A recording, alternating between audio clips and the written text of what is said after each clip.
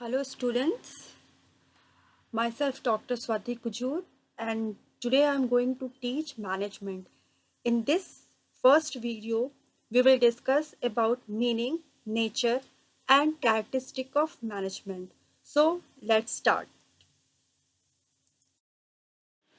The very first thing is introduction of management.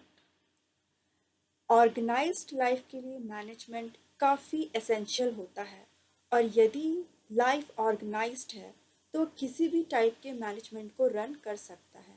Management किसी भी successful organisation के लिए बहुत एक बैकबोन की तरह काम करता है। जो मैनेजमेंट है इट्स अ प्रोसेस। हम कह सकते हैं कि मैनेजमेंट क्या है, एक प्रोसेस है जो किसी भी गोल को अचीव करता है। और ये गोल को कैसे अचीव करता है?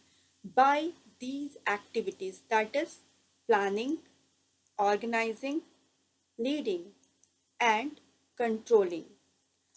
नाउ वी विल सी, किसी भी ऑर्गेनाइजेशन में बहुत से लोग काम करते हैं। वहाँ पे जो मैनेजमेंट होता है वो एक गाइड की तरह रोल एक्ट करता है। वो क्या करता है? प्रॉपरली कोऑर्डिनेट करता है उन वर्कर्स के बीच में, ताकि उनका जो भी ऑब्जेक्टिव है वो फुलफिल हो सके। नेक्स्ट हम देखेंगे कि वो और क्या करता है।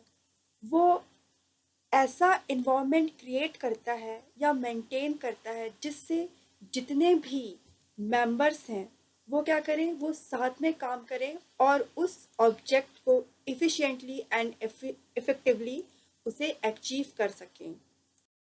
हम ये कह सकते हैं कि जैसे जैसे बिजनेस डेवलप किए जा रहा है वैसे वैसे क्या हो रहा है, कॉम्प्लेक्सिटी भी बढ़ रही है। और जैसे जैसे कॉम्प्लेक्सिटी इंक्रीज कर रही है वैसे वैसे बिजनेस को भी मैनेज करना डिफ़िकल्ट हो रहा है। इसलिए मैनेजमेंट की ज़रूरत पड़ रही है। मैनेजमेंट का मतलब ये केवल बिजनेस तक ही सीमित नहीं है। हम ये जो है वो दूसरे ऑर्गेनाइजेशन में भी यूज़ होता है। मतलब दूसरे ऑर्गेनाइजेशन में भी मैनेजमेंट की ज़रूरत होती है, जैसे school, college, hospital, bank, hotels etcetera. ये जितने भी ऑर्गेनाइजेशन हैं, इनके जो भी गोल्स या ऑब्जेक्टिव हैं उनको फुलफिल करने के लिए, उनको अचीव करने के लिए उन्हें भी मैनेजमेंट की ज़रूरत पड़ती है।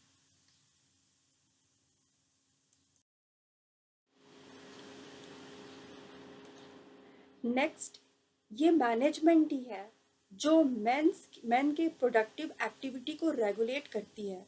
और ये रेगुलेट कैसे करती है? Through coordinated use of material resources. इन सब चीज़ों को अचीव करने के लिए very important, we need a leader. Without leadership provided by management, resources of production remain resources. मतलब अगर हम रिसोर्स का प्रॉपर यूज़ नहीं करेंगे तो वो एज अ रिसोर्स की ही रह जाएगा और वो कभी भी प्रोडक्शन में हेल्प नहीं करेगा। नेक्स्ट हम देखेंगे कि जो मैनेजमेंट है it's a integrated force in all organised activity. जितने भी ऑर्गेनाइज्ड एक्टिविटी हैं उनके लिए क्या काम करता है? एक इंटीग्रेटिंग फोर्स की तरह काम करता है। फॉर एग्ज़ाम्पल, जहाँ भी दो या दो से ज़्यादा लोग किसी भी एक ऑब्जेक्टिव पर साथ काम कर रहे हों, उन्हें उस एक्टिविटीज़ में कोऑर्डिनेशन होना बहुत ज़रूरी है। और तभी ये उन रिसोर्स को प्रॉपरली ऑर्गेनाइज और यूटिलाइज कर पाएंगे। तभी जो उनका रिजल्ट है वो प्रॉपरली ऑप्टिमाइज हो पाएगा। मैनेजमेंट किसी भी ऑर्गेनाइजेशन के लिए बहुत ही स्पेसिफिक ऑर्गन की तरह काम करता है। क्यों? क्योंकि ये लिमिटेड रिसोर्सेज को इफ़िशिएंटली और इफ़ेक्टिवली यूज़ करके अपने गोल को अचीव कर सकता है। नेक्स्ट इज, हर काइंड के ऑर्गेनाइज्ड सोशल एक्टिविटीज़ के सक्सेसफुल परफॉर्मेंस के लिए ये वाइटल फोर्स की तरह का एक्ट करता है। Now we will see meaning of management. So it's been 80 years की मैनेजमेंट एक डिसिप्लिन की तरह है। बट अभी तक मैनेजमेंट का कोई भी प्रिसाइज डेफिनेशन नहीं है। बहुत से एक्सपर्टीज ने मैनेजमेंट के कई डेफिनेशन दिए हैं, बट यूनिवर्सली कोई भी डेफिनेशन एक्सेप्टेड नहीं है। So now we will discuss some of the leading definition of management. सबसे पहले हम देखेंगे Peter F Drucker. Peter F Drucker क्या कहते हैं? ये कहते हैं कि मैनेजमेंट क्या है? मैनेजमेंट एक ऑर्गन है, और ऑर्गन को हम तभी डिस्क्राइब या डिफाइन कर पाएंगे जब वो फंक्शनल हो। मीन्स उसके फंक्शन के बेसिस पे ही हम कह सकते हैं कि मैनेजमेंट क्या है, एक ऑर्गन है। Another definition is given by Terry. तो टेरी क्या कहते हैं? टेरी कहते हैं कि जो मैनेजमेंट है ये कोई पीपल, इंसान नहीं है, इट्स अ एक्टिविटी।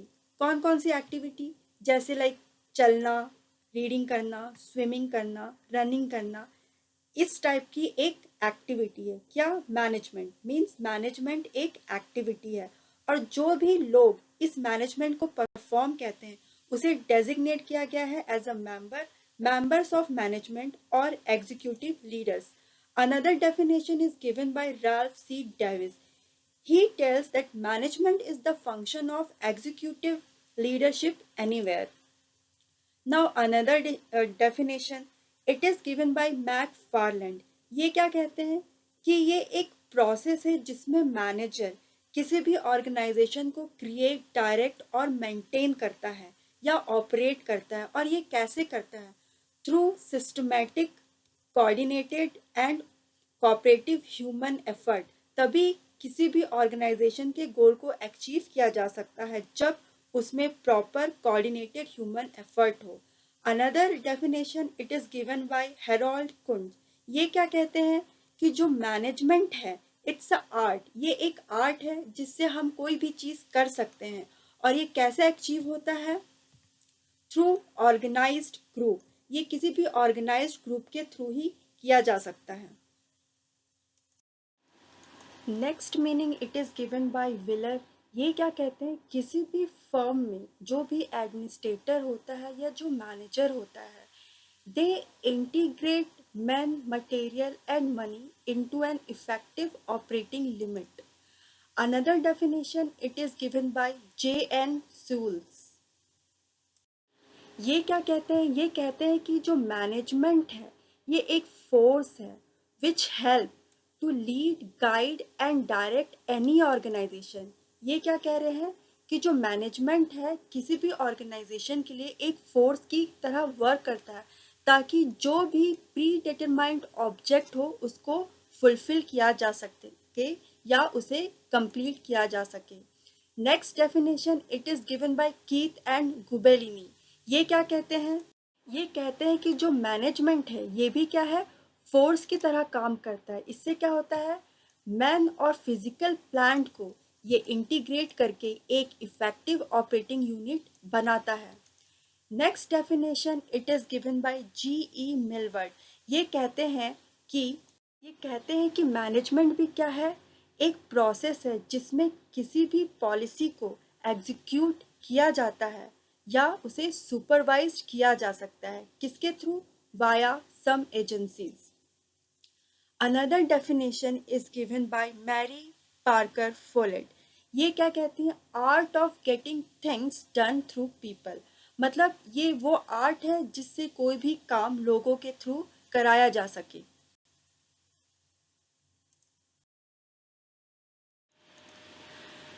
सबसे ज़्यादा मीनिंगफुल डेफिनेशन मैरी ने दिया था। वो क्या कह रही थी? उन्होंने ही बताया था fundamental difference between manager and other personnels of the organisation. वो क्या कह रही थी? वो कह रही थी कि जो मैनेजर होता है वो ऑर्गेनाइजेशन के गोल को अचीव करने में उनका जो कंट्रीब्यूशन होता है वो इनडायरेक्टली होता है। Directly they are not giving any kind of effort, means they are not performing any task by themselves. On the other hand जो पर्सनल्स होते हैं they are who are not manager, वो क्या करते हैं?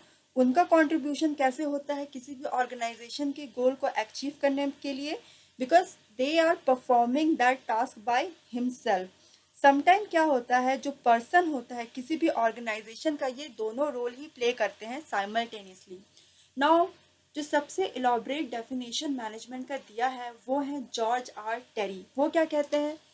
He defines management as a process, कैसे? By consisting of planning, organising, actuating and controlling, perform to determine and accomplish the objectives by the use of people and other resources. That means people और other resources का use करके जो भी objective बनाया है उनको ये fulfill करते हैं।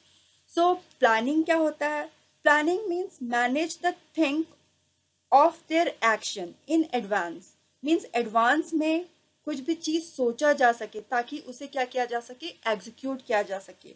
ऑर्गेनाइजिंग मतलब मीन्स जो मैनेजर होता है किसी भी ऑर्गेनाइजेशन में वो क्या करता है, मटेरियल और जो ह्यूमन होता है, means human and material resources के बीच प्रॉपरली क्या करता है, कोऑर्डिनेट करता है। एक्चुएटिंग का मतलब होता है जो मैनेजर होता है it motivate and directs the subordinates. And the last one is controlling.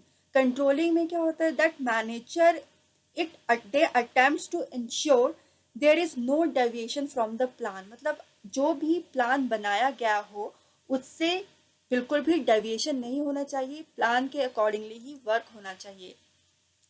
सो जो मैनेजमेंट है it's a process of doing things in a systematic way, मतलब कोई भी चीज़ करने के लिए एक सिस्टमैटिक वे का होना बहुत ज़रूरी है, वही क्या होता है, मैनेजमेंट होता है।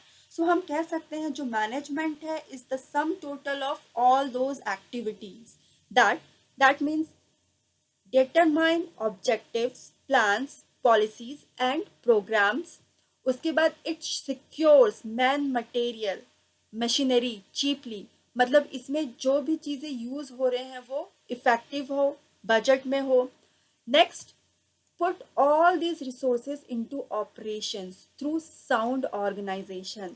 प्रॉपर ऑर्गेनाइजेशन में प्रॉपर वर्क होने के लिए जितने भी रिसोर्सेस हों उनको प्रॉपरली ऑपरेशन में लाया जाए। Next one is to direct motivate the man at work, मतलब जो भी मैन हैं जो भी वर्क कर रहे हैं उनको डायरेक्ट किया जाए और उन्हें मोटिवेट किया जाए ताकि वो वर्क को प्रॉपरली किया जा जाए। Next one is supervise and control their performance, means जो भी वहाँ पे वर्कर्स हैं वो प्रॉपरली वर्क कर रहे हैं या नहीं कर रहे हैं उसके लिए प्रॉपर उनको सुपरवाइज करना और उनको कंट्रोल करना बहुत ही ज़रूरी है। Last one it's very important कि लाइक ये जो भी एम्प्लॉयर हैं या एम्प्लॉयज़ हों उनको मैक्सिमम प्रोस्पेरिटी और हैप्पीनेस प्रोवाइड करें। Now we will see nature of management. Nature of management, so सबसे पहले हम देखेंगे कि जो मैनेजमेंट होता है it is dynamic in nature. Dynamic in nature कैसे होता है, कोई भी मैनेजमेंट होते हैं उनके अपने कुछ सर्टेन प्रिंसिपल्स होते हैं and they are very flexible in nature. For example कोई भी जो ऑर्गेनाइजेशन होता है उसके इन्वायरमेंट में जैसे चेंजेस आते हैं उसके अकॉर्डिंगली क्या होता है, जो मैनेजमेंट होता है वो भी चेंज होता रहता है। Next we will see management is purposeful. Management क्या होता है, ये एक गोल ओरिएंटेड एक्टिविटी है। फॉर एग्जांपल कोई भी बिजनेस है उसका जो मैनेजमेंट होता है वो ऐसे मैनेज करता है कि क्या करे, वो कस्टमर को सेटिस्फाई करे, वो ज़्यादा से ज़्यादा प्रॉफिट अर्न करे and to increase the goodwill and image of the business. अगर उनके पास कोई गोल या ऑब्जेक्टिव हो ही ना तो मैनेजमेंट की कोई ज़रूरत ही नहीं पड़ती। और हम मैनेजमेंट के सक्सेस को कैसे जज कर सकते हैं, हम ये ऐसे जज कर सकते हैं कि कोई भी जो ऑर्गेनाइजेशन है उसका जो गोल है उसने कितना अचीव किया है, इस बेसिस पे हम ये जज कर सकते हैं कि वो उसका जो मैनेजमेंट है कितना ज़्यादा सक्सेस हुआ। Another one, management is a process. That means जो मैनेजमेंट है एक प्रोसेस है। मैंने आपको पहले भी बताया था कि इसमें कुछ फंक्शंस होते हैं जैसे planning, organising, staffing, directing and controlling. ये जो फंक्शंस होते हैं इनके लिए स्पेशलाइज्ड नॉलेज और स्किल की ज़रूरत होती है ताकि कोई भी परफॉर्मेंस को इफ़िशिएंटली परफॉर्म किया जा सके। And they are performed continuously by the management at all level in the organization. Means कि जो मैनेजमेंट होता है उसके थ्रू ये जो परफॉर्मेंसेस होते हैं कंटिन्यूसली किया जाता है उस पर्टिकुलर ऑर्गेनाइजेशन के लिए। नेक्स्ट हम देखेंगे जो मैनेजमेंट होता है that is group activity. Means management is a group activity.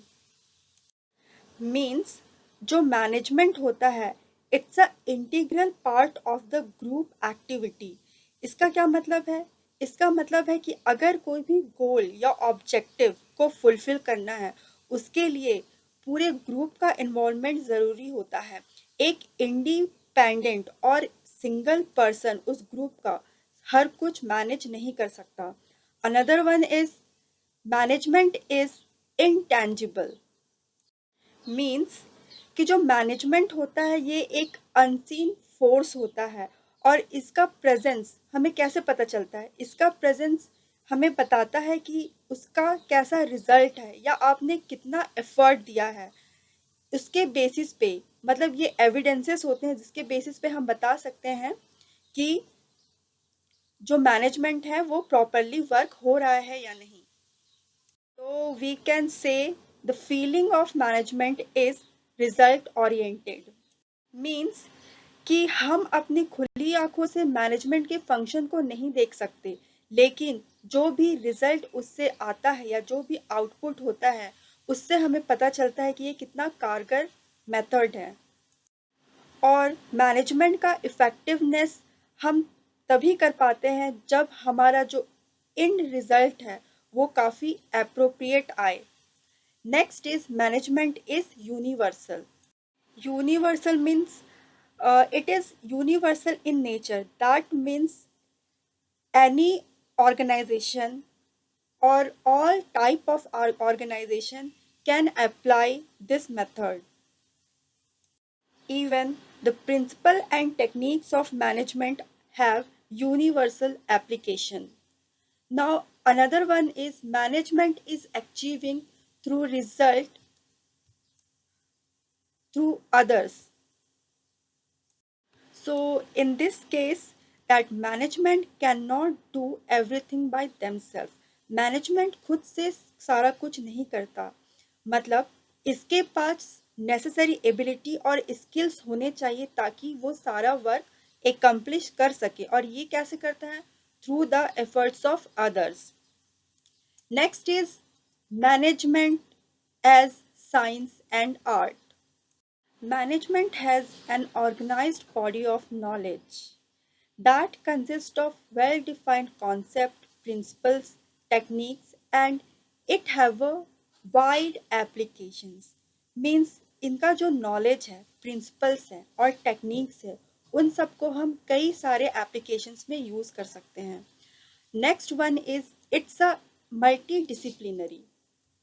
That means management एक डिस्टिंक्ट डिसिप्लिन है, फिर भी इसके जो प्रिंसिपल्स है वो बहुत से सोशल साइंस के सब्जेक्ट से लिए गए हैं, जैसे एंथ्रोपोलॉजी, सोशियोलॉजी, साइकोलॉजी। इसलिए ये एक मल्टी डिसिप्लिनरी सब्जेक्ट भी है।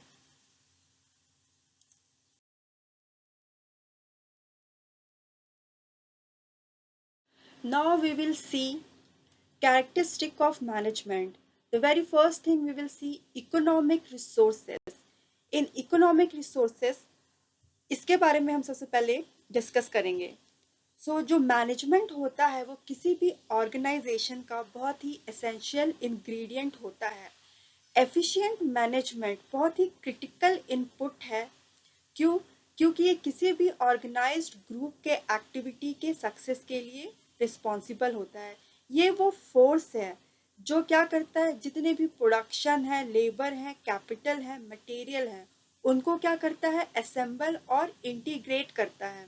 मान लो कोई इनपुट दिया हो जैसे लेबर, कैपिटल, मटेरियल, ये खुद से प्रोडक्शन नहीं कर सकते। इनके प्रोडक्शन के लिए कैटलिस्ट की ज़रूरत होती है और ये कैटलिस्ट क्या होती है? Management. This management need to produce goods and services. जैसे जैसे सोसाइटी की रिक्वायरमेंट होती है उस हिसाब से ये प्रोडक्शन करते हैं। Next we will see goal oriented. That means जो मैनेजमेंट होता है वो पर्पसफुल एक्टिविटी है। मतलब जो वर्कर्स का जो एफर्ट होता है उनके बीच में जो कोऑर्डिनेशन होती है वो कोऑर्डिनेशन ही हेल्प करता है उस पर्टिकुलर ऑर्गेनाइजेशन के गोल को अचीव करने में। Next we will see distinct process. Management जो है एक डिस्टिंक्ट प्रोसेस है, मैंने पहले ही बताया इनमें कई सारे फंक्शंस होते हैं जैसे planning, organising, staffing, directing and controlling.